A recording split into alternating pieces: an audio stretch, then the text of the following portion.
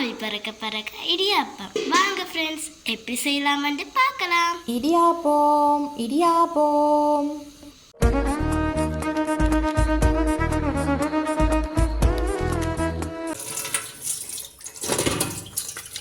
இதில் தான் நான் இடியப்பம் அமைக்க போகிறேன். இது இட்லி சட்டி. அதில் இட்லி சட்டியில் மேலுக்கு பார்த்திங்கன்னு சொன்னால் ஒரு தட்டு கொடுத்துருப்பாங்க, ஸ்டீமருக்கு. ஸோ இந்த சட்டியில் தான் இன்றைக்கி நம்ம இடியப்பம் அவிக்க போகிறோம். என்கிட்ட பிளாஸ்டிக் தட்டு தான் இருக்குது. முடிஞ்ச அளவுக்கு நீங்கள் இந்த தென்னை நாரால் செய்கிற, தென்னை மட்டை நாரால் செய்கிற தட்டு, அப்படி இல்லைன்னு சொன்னால் மூங்கிலால் செய்கிற தட்டு கிடைச்சதுன்னு சொன்னால் அதை நீங்கள் யூஸ் பண்ணுங்கள். பிளாஸ்டிக் எப்போவுமே உடம்புக்கு கேடு தானே.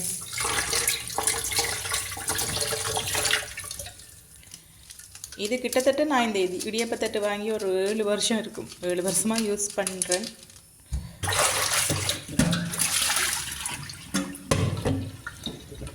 இடியப்பக்காரனுக்கு பின்னால் தெரிகிறத விட இப்படி ஈஸியாக நம்ம வீட்டிலே இடியப்பம் செஞ்சிடலாம்.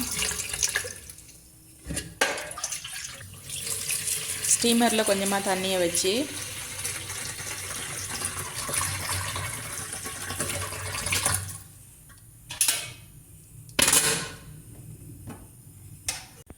இடியப்பத்துக்கு நான் எடுத்துருக்கிற மாவு பார்த்திங்கன்னு சொன்னால் இது எம்டிகே ஸ்ட்ரிங் ஹாப்பர்ஸ் ஃப்ளார் அப்படின்னு சொல்லி போட்டிருக்காங்க. இடியப்ப அரிசி மா. இதில் புட்டும் செய்யலாம். நான் இடியப்பவும் செய்யலாம். நான் இந்த மாவு தான் நான் வாங்கி புட்டும் செய்கிறது. இந்த மாவில் தான். இடியப்பவும் இந்த மாவு தான். ஈஸியாக இருக்கும் செய்கிறதுக்கு இந்த மாவில். ஃபஸ்ட்டாக நம்ம என்ன செய்யணும்னு சொன்னால், உப்பு மா குழைக்கும் போது கொஞ்சம் உப்பு சேர்த்துக்கொள்ளுங்க. கொஞ்சமாக லைட்டாக உப்பு போட்டுட்டு நல்ல சுடு தண்ணி, நல்லா கொதிக்கிற சுடு தண்ணி இதில் எடுத்துக்கொள்ளுங்க. ஒரு 1/4 கப்பை விட கொஞ்சம் கூட, 1/2 கப் இல்லை 1/4 கப்பை விட கொஞ்சம் கூடவா சுடு தண்ணி எடுத்து இதோட நார்மலான சாதாரண தண்ணி மிக்ஸ் பண்ணிக்கொள்ளுங்க. சாதாரண தண்ணி மிக்ஸ் பண்ணியிருக்கேன். இது என்னென்னா நமக்கு நகைச்சூட்டுக்கு அளவாக இருக்கணும். நகைச்சூட்டுக்கு அளவாக இருந்தால் உங்களுக்கு குழைக்கக்குள்ளே பதம் நல்லா வரும். இப்போ நான் ஒரு 20 இடியப்பத்துக்கு மா குழைக்க போகிறேன். நான் சுடுற இடியப்பம் கொஞ்சம் பெருசாக இருக்கும். அதனால் இப்போ நார்மலாக கடையில் வாங்குகிற இடியப்பம் பார்த்திங்கன்னா ஒரு 30 இடியப்பத்துக்குரிய மா தான் இது. வீட்டில் செய்யும்போது கொஞ்சம் பெருசாக செய்வோம் தானே. ஸோ இடியப்பம் மா எடுத்துட்டு இப்போ இதுக்குள்ளே நம்ம எடுத்து வச்சுருந்த தண்ணியை சேர்த்து குழைக்க போகிறோம்.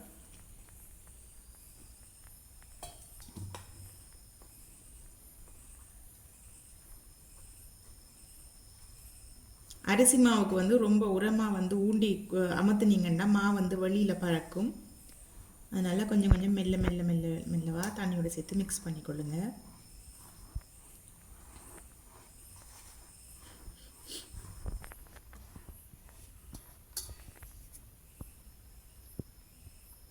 அரிசி மாவு தண்ணி நல்லாவே குடிக்கும். அதனால் தண்ணியை பார்த்து பார்த்து விடுங்க.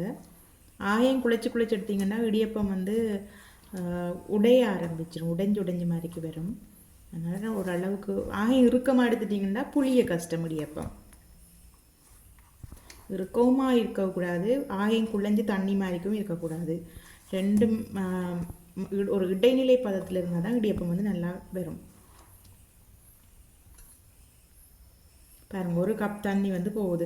1 கப்புன்னு சொன்னால் இதில் நம்மளோட நார்மல் கப்பில் 3 கப், அதாவது கப் அண்ட் சோசர் கப்பில் 3 கப், 3 இல்லை 4 கப் வரும்னு நினைக்கிறேன். கொஞ்சம் பெரிய கப் தான் அது.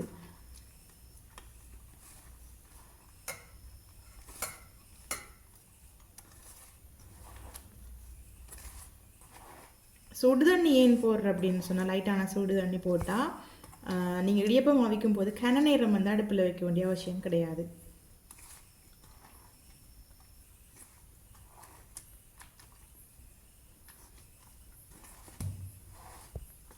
சிலவங்க அகப்பையால் குழைப்பாங்க. எனக்கு கையால் குழைக்கிறது தான் ஈஸி.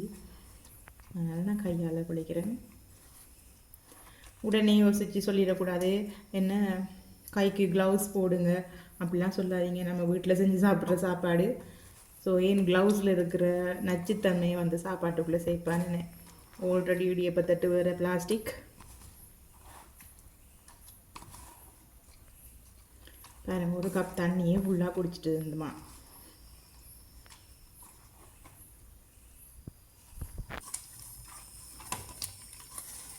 இப்படி எல்லாத்தையும் ஒன்று சேர்த்து நல்லா உருட்டி எடுத்துக்கொள்ளணும். இப்படி இந்த பதத்துக்கு வரணும். இப்படி நசிச்சிங்கன்னா இப்படி போகணும். இதுதான் பதம். அப்போ உங்களுக்கு புளியறதுக்கு வந்து ஈஸியாக இருக்கும்.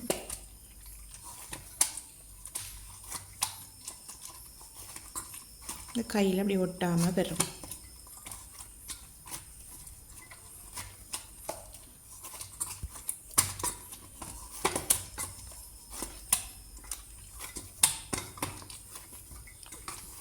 நான் வந்து இடியப்பம் புளியறது வந்து மர உரலில், இடியப்ப உரல் வந்து எனக்கு மர உரல் தான் இருக்குது. மரத்தால் செஞ்ச இடியப்ப உரல் தான் இருக்குது.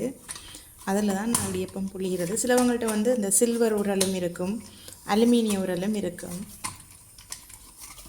இப்போ இந்த மாவு வந்து காயாமல் இருக்கிறதுக்காக இப்போ கொஞ்சம் தண்ணி மிச்சம் இருக்குது தானே, அதை கொஞ்சமாக கையில் எடுத்துகிட்டு அப்படி நல்லா பிசைஞ்சு விட்டுருவோம். இல்லாட்டி மாவு வந்து காய பார்க்கும். ஏன்னா தண்ணி நல்லா அந்த இடியப்பத்தில் மாவு வந்து தண்ணி நல்லா உறிஞ்சிருந்தானே, அப்போ நல்லா மாவு வந்து காய பார்க்கும். நல்லா கொஞ்சம் லைட்டாக தெளித்து போட்டு விட்டோம்னா காயாது. டக்கு டக்குன்னு புளிஞ்சிடலாம். நமக்கு ரெடி பண்ணிடுவோம். தண்ணியை வந்து நம்ம சுட வைப்போம். கொஞ்சம் சுட்டு ஆவி வந்தால் தான் இடியப்பத்தை வைக்கும்போது குயிக்காக நமக்கு வந்து இறக்கி எடுத்துடலாம். இப்போ இந்த தட்டில் வந்து நம்ம புளிகிற இடியப்பம் வந்து ஒட்டாமலுக்கு, அதாவது சில வழியில் பார்த்திங்கன்னா தட்டோட வந்து ஒட்டி கலட்டுறதுக்கு கஷ்டப்பட்டு கொண்டிருப்போம். ஒட்டாமலுக்கு இருக்கிறதுக்கு வந்து தேங்காய் எண்ணெய் ஒரு கொஞ்சமாக கையில் இப்படி தட்டிட்டு, இப்படி கையில் கொஞ்சமாக தேங்காய் எண்ணெய் எடுத்துட்டு இந்த தட்டுகளில் லைட்டாக அப்படி பூசிட்டிங்கன்னா தட்டிலிருந்து இடியப்பம் வந்து ஒட்டாமலுக்கு ஈஸியாக கலரும். கொஞ்சம் நம்ம கையில் எடுத்த தேங்காய் எண்ணெயே 12 தட்டுக்கு போதும். சும்மா இப்படி எடுத்த தேங்காய் சும்மா லைட்டாக அப்படி தடவி விடுறது தான் அந்த ஒட்டாமல் வர்றதுக்காக.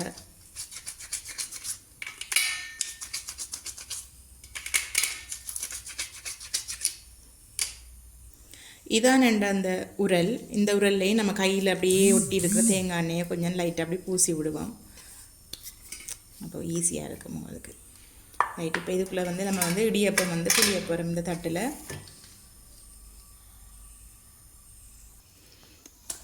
கொஞ்சமாக மாவு எடுத்து இப்படி கொழுக்கட்டை மாதிரிக்கு பிடிச்சிட்டு இதுக்குள்ளே வச்சுட்டு இப்படி அமர்த்திட்டு இதில் புளிஞ்சிங்கன்னு சொன்னால் அப்படியே வரும். இப்போ இதுதான் பதம். இப்படி விட்டு கையால் அப்படி வெட்டி விட்டிங்கன்னா சரி.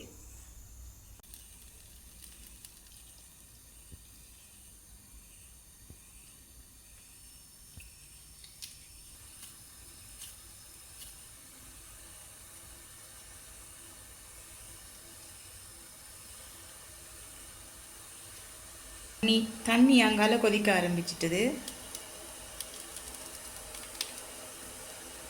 உங்களோட அளவுக்கு ஏற்ற மாதிரிக்கு நீங்கள் புளிஞ்சு எடுத்துக்கொள்ளுங்க.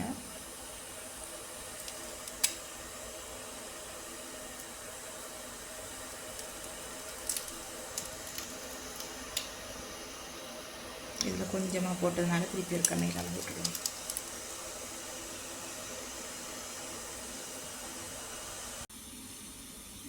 தண்ணி வந்து கொதிச்சு நமக்கு நல்லா ஆவி வருது. இப்போ இந்த இடியப்பத்தை வந்து இதுக்குள்ளே வச்சிருவோம் ஆவியில்.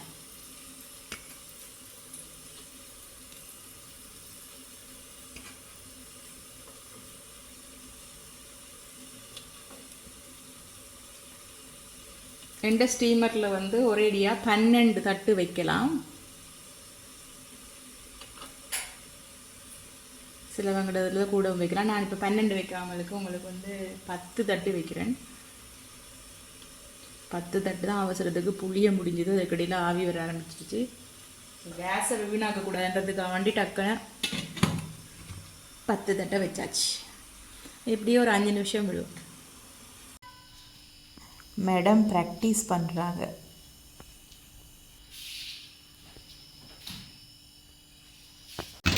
ரெண்டு நிமிஷத்துலேயே வந்துச்சு. இது இப்போ நல்லாவே அமைஞ்சிருச்சு.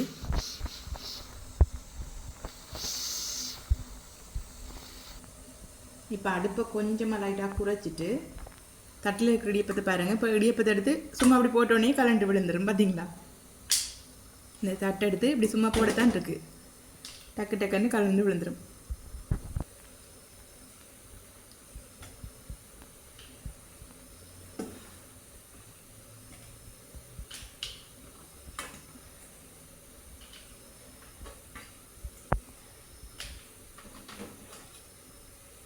இடியாப்பம் இடியாப்பம் இடியாப்பத்துக்கு பின்னாலே தெரியாமல் வீட்டிலேயே ஈஸியாக இடியாப்பம் செஞ்சிடலாம்.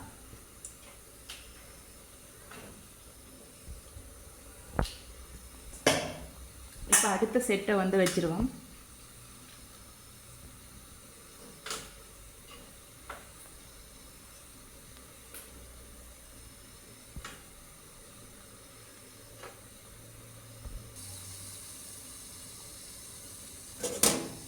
அடுத்த செட்டை வச்சு ஸ்டீமரை மூடி விட்டோம்னா சரி. இடியாப்பம் அவிச்சு முடித்த கையோடையே இந்த உரலை வந்து கலட்டி தண்ணிக்குள்ளே ஊற போட்டுட்டிங்கன்னா ஒரு 5 நிமிஷத்துக்கு ஊறிச்சுன்னு சொன்னால் அதுக்கப்புறம் நீங்கள் வந்து ஈஸியாக கழுவிடலாம். இப்போ தட்டுகளை வந்து கழுவிட்டு வைப்போம்.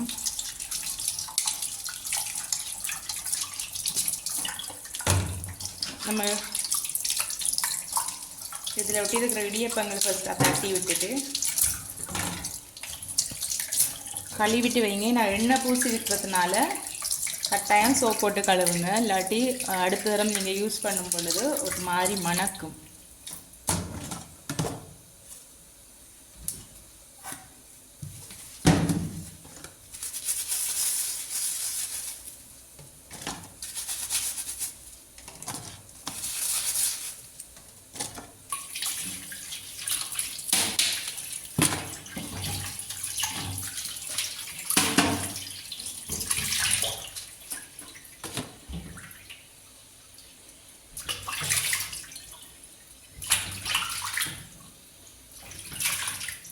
இன்னும் கொஞ்சம் இந்த மாவு ஊறட்டும்.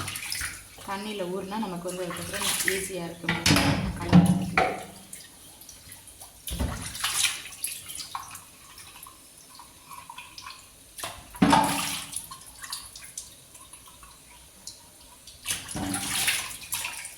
சிலவங்க வந்து இடியப்பம் வந்து வீட்டில் செய்கிறதுக்கு கஷ்டப்படுவாங்க. ஏன்னா இந்த இடியப்ப உரல் கழுவணும், தட்டு கழுவணும் அப்படின்றதுனால கஷ்டம்.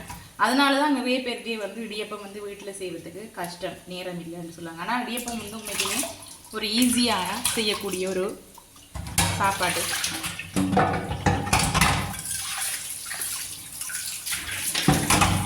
இருபது நிமிஷத்தில் நீங்கள் வந்து இடியப்பம் அவிச்சிக்கலாம். அவிச்சு திங்ஸையும் கழுவியே வச்சிடலாம்.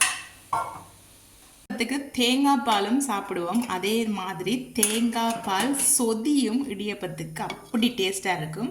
நான் வந்து இறால் தக்காளி பழம் போட்ட சொதி, இறால் தக்காளி பழம் போட்ட தேங்காய் பால் மஞ்சள் சொதி வச்சு அதோட வந்து இடியப்பம் சாப்பிட போகிறேன்.